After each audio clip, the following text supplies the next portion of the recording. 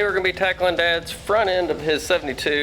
In the previous video, I did 3-inch drop coils and we did a flip kit out back, and the thing's got a little bit of a squat to it. So we're going to be putting these 2.5-inch drop spindles here he picked up the other day off the old marketplace. So I'm going to slap them things on there and get him ready to roll.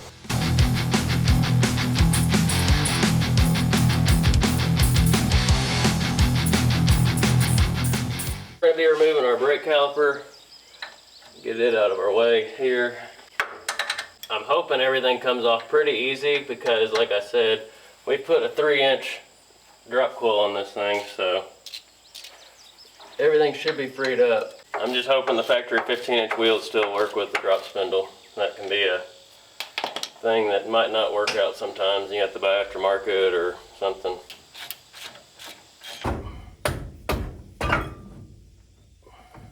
Alright, next step we're going to be tackling our tie rod end. See if I can't get this cotter key out of here.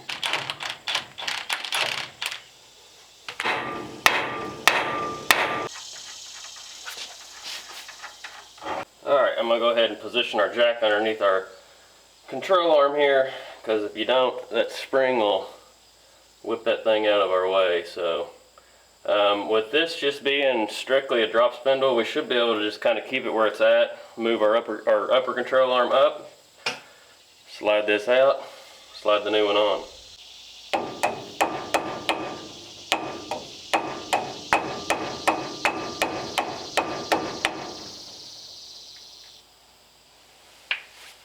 Still got plenty of grease on them things.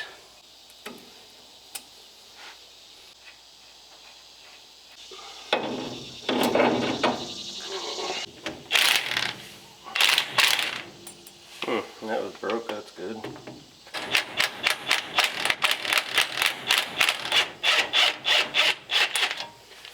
Two out of 3, that's not bad.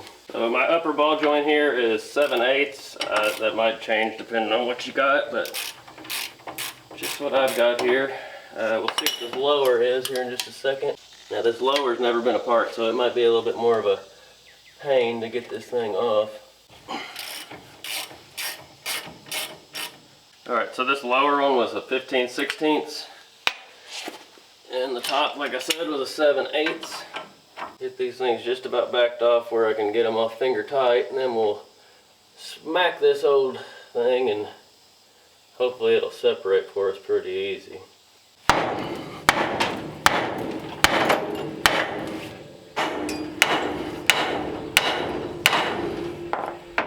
Well, might have to get the pickle fork for this one.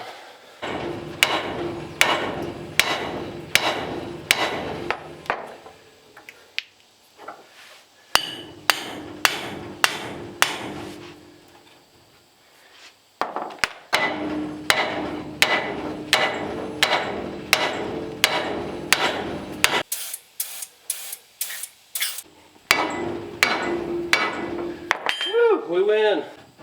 Oh yeah. So with the drop spindle, what you're doing is moving the center line basically. You can see how your spindle down here is way close to the bottom where the lower ball joint is.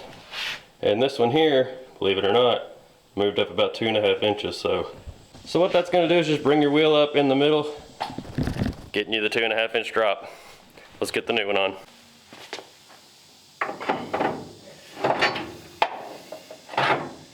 Alright, test run looks pretty good.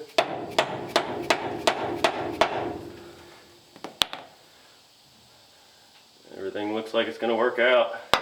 I do know on my dually, the taper for your tie rod end was flipped around, so it doesn't appear to be the case on these, so you can just keep your tie rod the way it is. So start slamming this thing back together.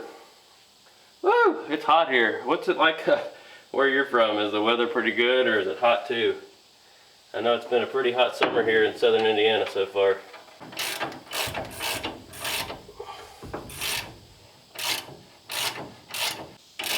You can see that one's maybe spinning in there, so what I'm going to try to do is jack up on this lower control arm, try to put a little bit more weight on it, and you can also kind of shock load it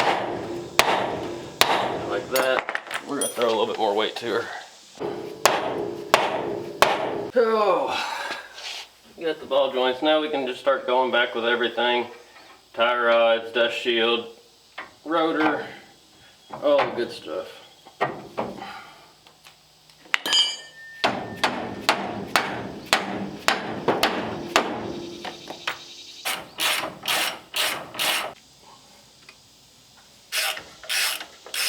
Absolute favorite part here is messing with bearings.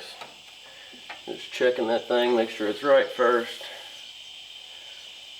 Oh, fun stuff here. I don't have any rubber gloves, so we're just going to send it like this. If any of you guys use those bearing packing tools, I think that'd be a pretty good idea. That way you could maybe be a little less nasty. Alright, I'm going to get me a towel and then we'll slide that rotor on.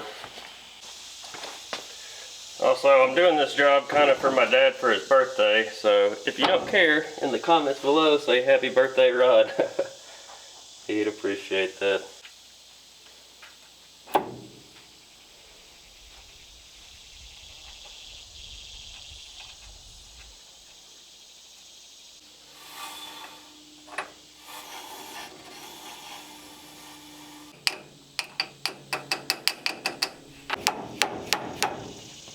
Alright, we're down to a brake rotor and pads, and we got this side done.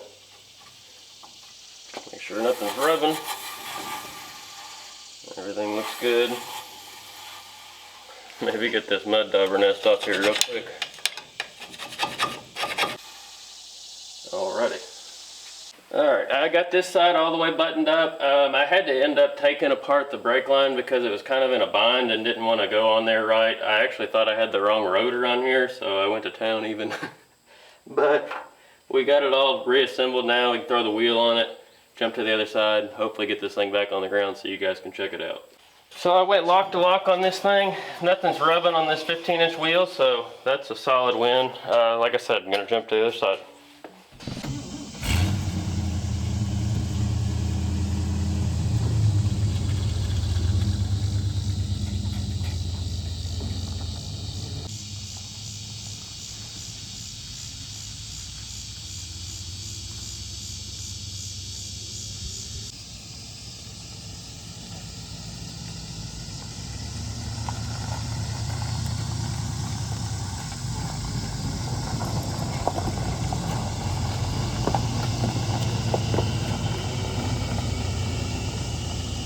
Alrighty, so we got Dad's truck wrapped up. He was pretty happy with it. It's been a little bit since I filmed that, so he's been driving the heck out of that thing, enjoying it. I think it looks really good. Looks a lot better with the front end down. It was kind of like I said in the beginning of the video, it was kind of leaning back, and that's not really a good look. If you got any questions or anything on it, just drop it down in the comments. I'll try to get it to you.